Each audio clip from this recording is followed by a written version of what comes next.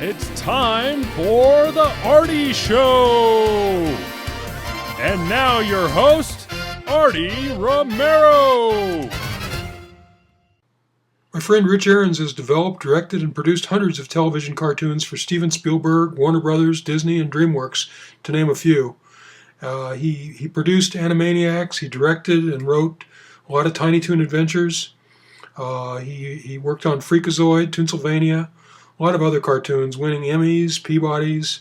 And now he's doing a fabulous children's book, and it's Turbie the Turtle Duck. So without further ado, Mr. Rich Arons. Nice to be back. Yeah, thanks for coming on the show again.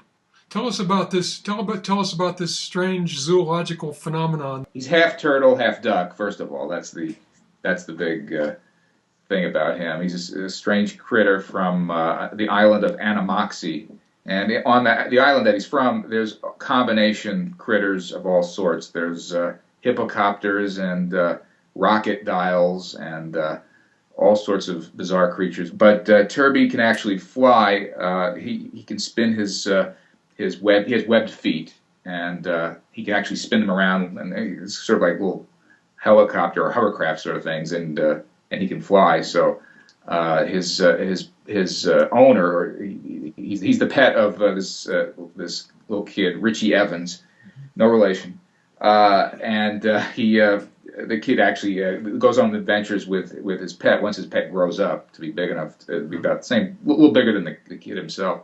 They go on these. They fly away to the island of Animoxie, and they fly away to other lands in the second book. So there's a whole adventure side to this silly comedy sort of thing. And this whole book is full of not only your imaginative writing, but also your gorgeous, what appear to be oil paintings.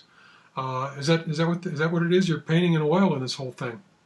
Yeah, it was a combination. I started doing them on, well, I was drawing everything on paper and scanning it, and I was painting in the computer, and then some of them I did as oil paintings because I was actually ended up having more fun painting actually on board.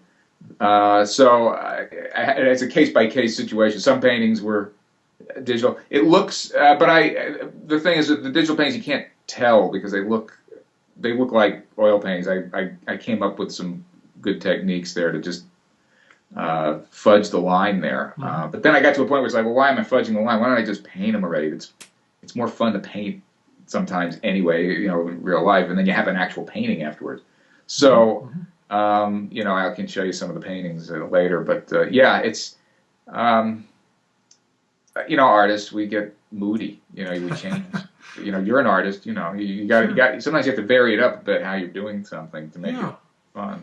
Well, the first thing that you came up with was the idea, though, and the story, and obviously, you worked him up through some sketches and so forth, and Right. but now he's out there in bookstores, and you're out doing signings, and you're promoting him through your YouTube channel and lots of other ways. Who is Turbie designed to appeal to? What's the age range?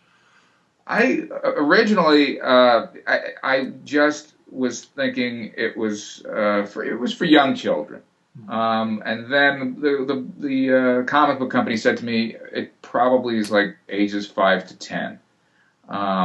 But then I did show it to younger children. I showed it to one little girl who's like 2.5 years old. I read the book at a reading recently, a couple of weeks ago, and this little 2.5-year-old girl was just laughing hysterically because the drawings were funny, and every time she'd look at a drawing, she'd look at it and go, "What's that?" And then she'd get it, she'd laugh, she realized, oh, it's an elephant and a dog, it's a combination thing.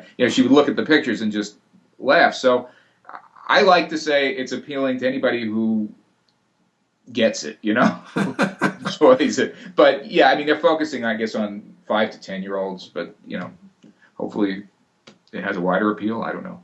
It appeals to me, but just because of the art and the amount of imagination that you put into the story. Oh, thank you. And I'm not exactly 6. Well, that was the thing about the better cartoons. They just sort of appeal to anybody. And they always try to ask you, what is it supposed to be for? What's it supposed to be for? Well, it's whatever works. Whoever gets it. That's my line. Oh, yeah.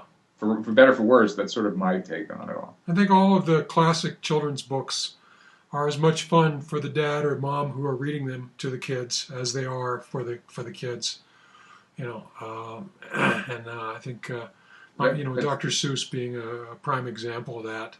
Yeah, absolutely. I mean, he's one of my main inspirations. And I remember as a little kid, at 4 years old, sitting on my dad's knee, he's reading me Green Eggs and Ham, and he's laughing. Sure. He thinks it's funny. So yes. It's just, it's nice when these things can work on various levels. And it's a good goal. I'm not saying I can hit it every time, but that was my goal. Right. Going to the original. So, Rich, I understand you've discovered some new kind of marker that you're using for Turbie, or you will be using very soon. Can you tell me about that? Yes, Copic Markers. It's a COPIC. Is sending me a full set of these markers here to do some Turbie drawings with. So I'm holding up. These are actually Turbie colors. I don't know if you can. There you go. Yeah. The camera. All right. So, but I'm getting a full set. I should get them in a couple of days or something. So I'll keep you up to date on those drawings as they happen. That sounds awesome. Let us know how those work. Okay, yeah, I'm looking forward to it. So I hear that Turbie has pretty much taken over your house, and would you like to take us on a little walking tour here of some of the Turbie artwork that's adorning your walls and so forth? Yeah, this one's on the right here is Turbie breaking the sound barrier, or the frown barrier, actually, was the joke on that one. And then this one was Turbie's "Oh My," and he's doing a really frightened take when he sees something awful about to happen to the little mouse character in the second book. Just to give you a little preview there, but I'm not going to say too much about it. You sell this artwork too, don't you? Well, these two, I'm not sure exactly.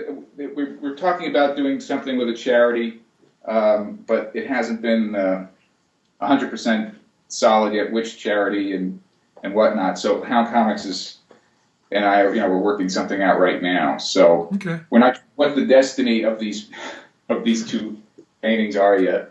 Well, congratulations. I think you've gotten a terrific response to your first book, and it looks like your second book is going to be even better. Thanks. Yeah, I'm going to try to push it, make it, because there's many things every time I look at the book, the first book, I think of, wow, I really should have done this, So, you do try to, as you know, you try to improve it each time. Mm-hmm. Next back to it. I've written the book. Now it's just a question of getting all the paintings done. Small detail, right? Yep. Well, thank you for joining us today and for showing us around, giving us a preview of the next book, and tell us where people can find your first book. If people are interested in a signed copy, they can just go to my website, which is richarons.com. All right. Well, we'll put a link in the video description, and we'll let everybody know about Turbie, and look forward to that next book. I hope you'll come back and talk to us again when the next book comes out. Yeah, certainly will. All right. Thank you, All right. Mr. Rich Arons. Fantastic. All right. Hooray! Thanks, Artie.